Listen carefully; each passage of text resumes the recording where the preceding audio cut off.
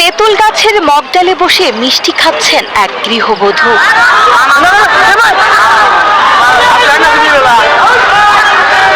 অদ্ভুত এই কাণ্ড নিয়ে এলাকায় সৃষ্টি হয়েছে ব্যাপক তোলপাড়। ঘটনাটি ঘটেছে কুড়িগ্রামের উলিপুরে।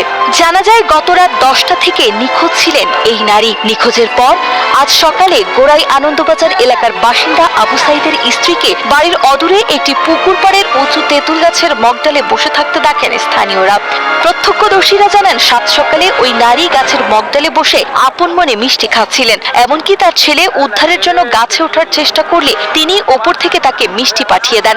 পরে খবর পেয়ে ফায়ার সার্ভিসের উদ্ধার কর্মীরা ঘটনাস্থলে পৌঁছে তাকে নামানোর চেষ্টা করলে তিনি নিচে নামতে অস্বীকৃতি জানিয়ে পুকুরে ঝাঁপ দেন। এতে তিনি তাৎক্ষণিক জ্ঞান হারিয়ে ফেললে ফায়ার সার্ভিসের কর্মীরা তাকে পানি থেকে উদ্ধার করে হাসপাতালে পাঠায়।